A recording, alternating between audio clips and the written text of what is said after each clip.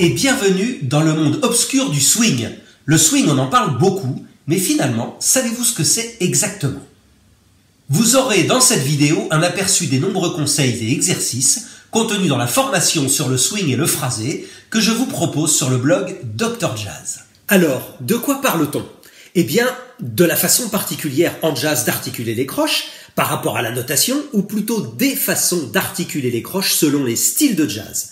Du rapport entre ce débit de croche et le mouvement métronomique de référence, de l'accentuation de la syncope.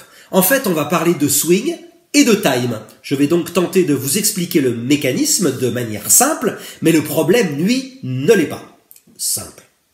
En jazz, les croches sont notées sur la partition de la même façon que pour toutes les autres musiques. Et il suffirait donc normalement de lire ce qui est écrit pour faire du jazz. Eh bien non. Car en jazz, et selon le style de jazz, la croche est interprétée de différentes façons, mais ce n'est pas marqué sur la partition. Écoutez la différence d'interprétation entre ces deux versions de Maple Leaf Rag. La version du compositeur Scott Joplin vers 1900 est très binaire. La raideur est un peu accentuée par la restitution du piano mécanique.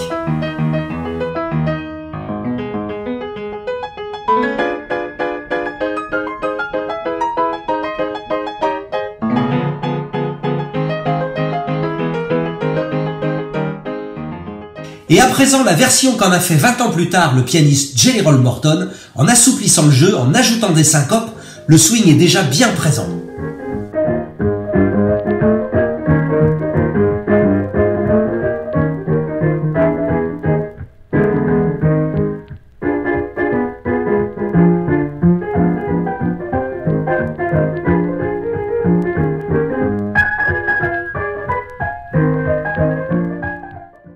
Très schématiquement, au début du jazz, vers 1900 et jusque dans les années 20, la croche était jouée essentiellement de façon binaire.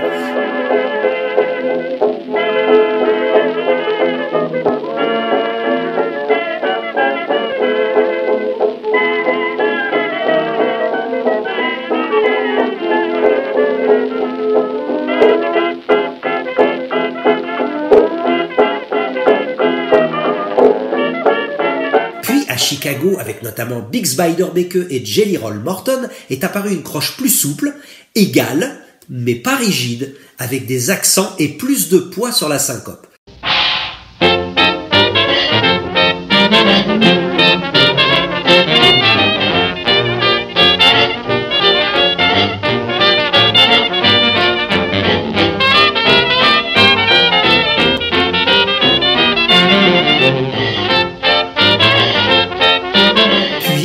Vers 1929, venu de Kansas City avec le Boogie Woogie et Count Basie, la croche devient vraiment ternaire, une croche de triolet en fait.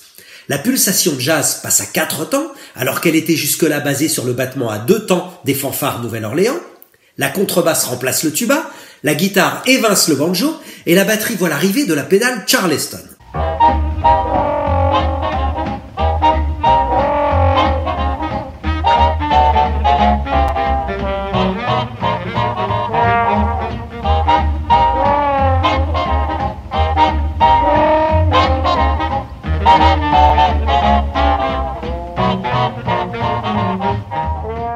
Puis, le bebop, mais surtout le style cool des années 50, voit revenir la croche égale ponctuée d'accents, avec Miles Davis, Chet Baker ou Jerry Mulligan.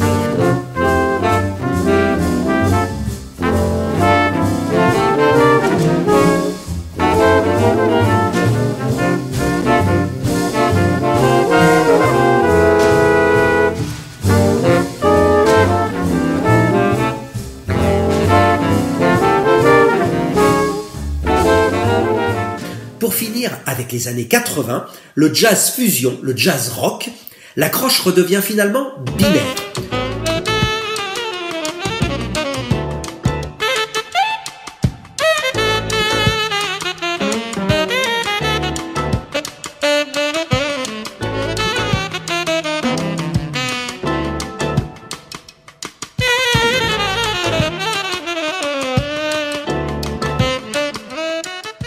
Aujourd'hui, selon le style de jazz que l'on pratique, toutes ces interprétations de croche cohabitent. Vous allez me dire que je chipote avec mes croches comme ci, comme ça, que finalement ça ne change pas grand-chose dans l'interprétation, et puis que finalement c'est le boulot de la batterie et de la basse de faire swinger l'orchestre, etc., etc.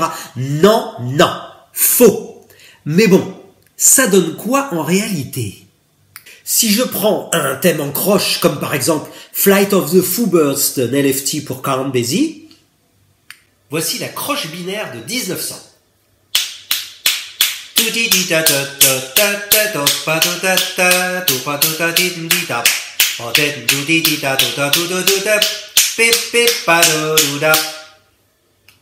C'est écrit en fa sur la partition, mais je le fais en ré bémol parce que c'est plus confortable pour moi. Voici à présent la croche égale avec des accents de Chicago ou du style cool.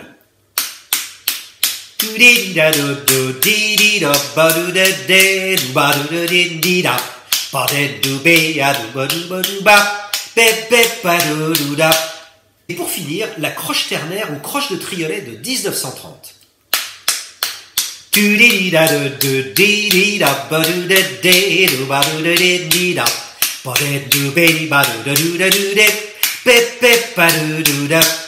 Le swing vient principalement de l'accentuation des temps faibles, le deuxième et le quatrième temps, et de l'accentuation de la syncope.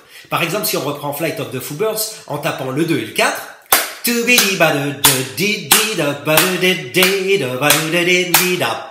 on n'a pas l'habitude, hein. Dans la culture européenne, on ferait plutôt ça.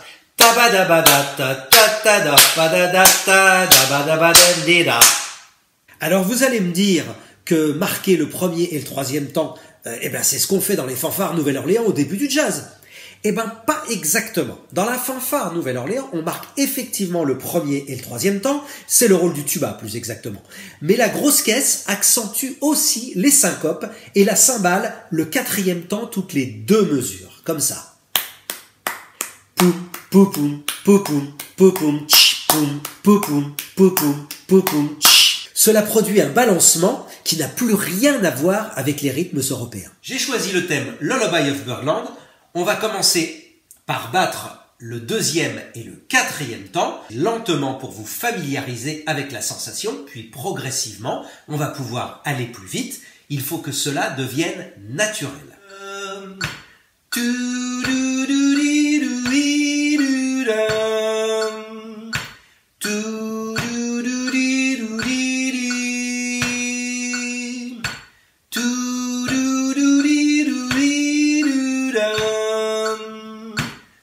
À présent, on va se familiariser avec le triolet de croche. On va solfier des triolets de croche sans accent, en battant les temps faibles avec le métronome qui sera sur tous les temps, et le déroulé doit être souple.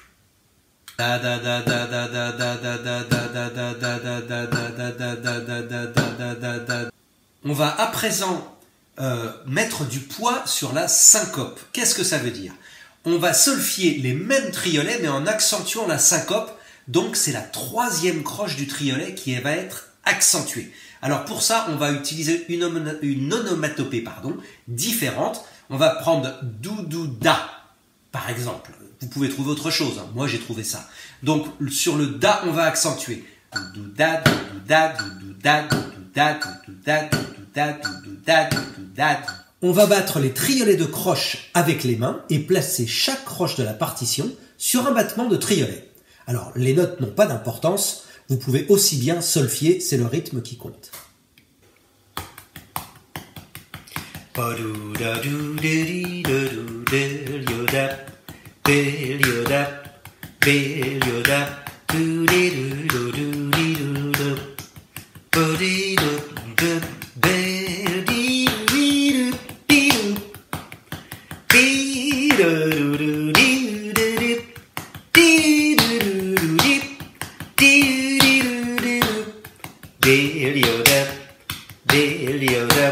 On travaillera ça au métronome, bien entendu.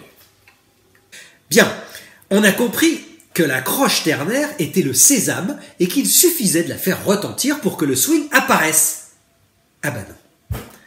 Le fait de jouer une croche ternaire ne suffit pas pour swinger. Ce serait trop facile. Et en plus, on vous a dit que Miles Davis et Jerry Mulligan jouaient des croches égales, pas vraiment ternaires, mais qu'ils swingent quand même. Alors quoi ? Eh ben, pour swinger, il faut encore placer son discours de façon décontractée, légèrement en retrait du mouvement métronomique de référence, donné en principe par le binôme basse-batterie, et c'est ce double effet qui va provoquer le swing, que l'on joue des croches binaires ou ternaires, toujours selon le style ou l'esthétique. Alors on reprend l'exemple Flight of the Foobers, straight,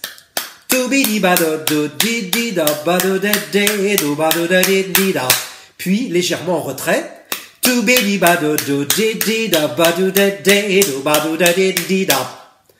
voit bien que c'est ça qui crée ce sentiment de décontraction et ce balancement particulier.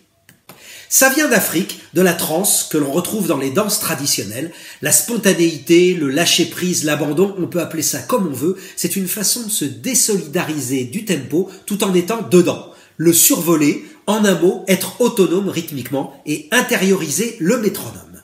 Les exercices que je propose vont vous permettre d'acquérir cette autonomie en vous mettant des bâtons dans les roues, comme par exemple en battant la noire pointée. On va reprendre le Billy's Bounce de Charlie Parker.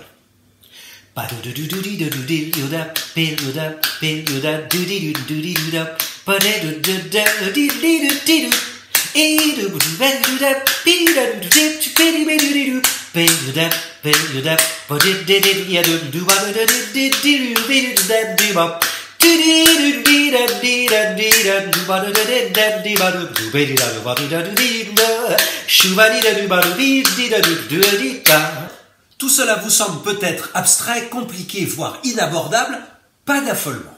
Si vous souscrivez à la formation disponible sur le blog, sachez qu'elle est accessible à tous, qu'elle comporte 2 modules et que le premier module est un travail préparatoire à tous ces exercices. Nous commencerons par le b.a.-ba et des choses très simples. Au bout de quelques semaines seulement, vous pourrez passer au module 2 qui comprend beaucoup d'exercices progressifs. En quelques mois d'entraînement, vous jouerez une croche ternaire très acceptable et vous pourrez vous lancer dans le répertoire swing sans complexe. Vous aurez également de précieux conseils pour gérer votre rythmique et réfléchir au rôle de chacun dans l'orchestre. La formation comprend un document PDF où tout est clairement expliqué et 2 vidéos où je débriefe tous les exercices avec vous. J'espère que cela vous aura donné envie d'en savoir plus. Faites un tour sur le blog www.drjazz.com. Abonnez-vous à la chaîne en cliquant là en bas à droite. Et n'hésitez pas à partager et à commenter. Soyez curieux, cultivez-vous et à très vite donc.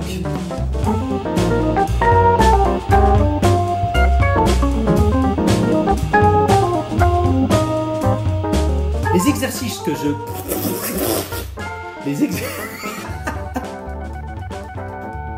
Ça c'est parfait. On va mettre le...